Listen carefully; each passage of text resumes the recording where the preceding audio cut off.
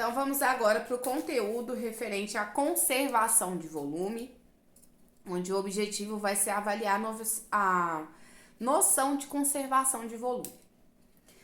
Então, o material, vamos possuir, né, copos do mesmo tamanho, massa de modelar e uma garrafa d'água, tá?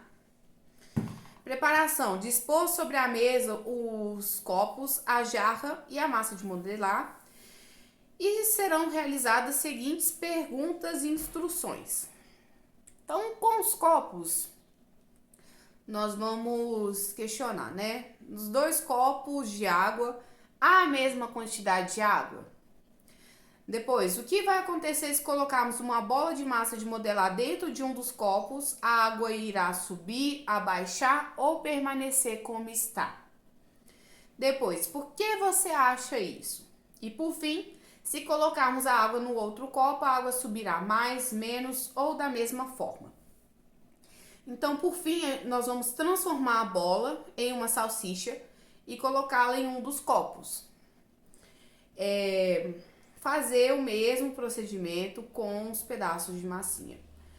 A avaliação ela pode ser aferida por meio da conduta apresentada pela criança, onde pode haver uma conduta não conservativa, onde a criança considera que, de acordo com as alterações realizadas, a água muda de forma.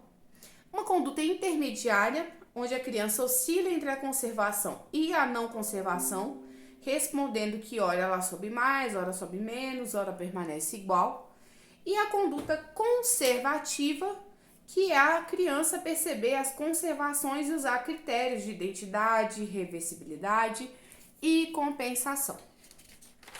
Então, essas foram as provas, né? Agora a gente vai mudar um pouquinho em referente às provas de seriação, que é o conteúdo final apresentado no estágio de psicopedagogia clínica disponibilizado pelo Polo Uninter Ouro Preto. Então, as provas de seriação, o objetivo delas, né, são provas capazes de compreender o nível evolutivo do qual a criança ou adolescente apresenta em suas respostas. Em relação às provas operatórias, o avaliador ele precisa ter muito bom senso. Então, temos até uma citação do qual informa, né, que é fundamental não considerar as provas do diagnóstico operatório como um instrumento infalível absoluto, porque o desenvolvimento operatório ele vai ser resultante de uma interação entre o indivíduo e o meio. Então, portanto, os resultados obtidos nessas provas devem ser analisados conforme as respostas dos demais instrumentos e atividades que envolvem o processo avaliativo, ou seja, não podem considerar aspectos separadamente. Então, eu vou dar um exemplo aqui de prova de seriação, que é esse que está bem aqui atrás de mim, tá? Esse aqui são palitinhos que são formados aí como se fosse uma escadinha, né? Esses podem ser palitinho de fósforo, palito mesmo de picolé. O intuito é deixar eles de forma que formem uma escadinha, tá? Então, o objetivo vai ser avaliar a capacidade de seriação. Os materiais vão ser 10 palitos de tamanhos diferentes, onde a preparação deve se dispor para o aluno os 10 palitos para que ele monte algum objeto. Por exemplo, a escadinha que eu já informei aqui, né? Então, a consigna: considerar as seguintes orientações. Então, o profissional, o psicopedagogo, ele vai solicitar que a criança ela feche os olhos e retire um dos palitos. Depois, pede-se para que ela recolha o palito no local correto.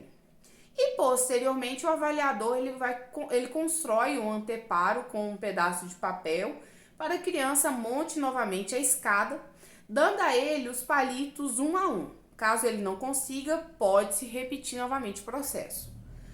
Então, nesse processo de avaliação, deve-se considerar os 3 níveis.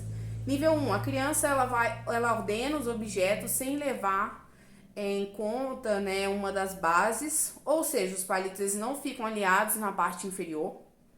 O nível 2, seria o nível intermediário, a criança ela vai ordenar os objetos do maior para o do menor para o maior, mas ainda serão necessários os ajustes na execução da tarefa. E por fim, o nível 3, onde há um êxito aí nessa tarefa, quando a criança consegue ordenar os objetos até com um anteparo, tá? Então, esse foi o nosso conteúdo das provas que podem ser utilizadas no processo de avaliação clínica, levando em consideração que pode ser necessário utilizar também outros profissionais da área para auxiliar aí no processo de intervenção do déficit de aprendizagem de cada indivíduo. E assim eu finalizo, né, o nosso conteúdo em relação às aulas apresentadas. Muito obrigada pela atenção a todos e bons estudos.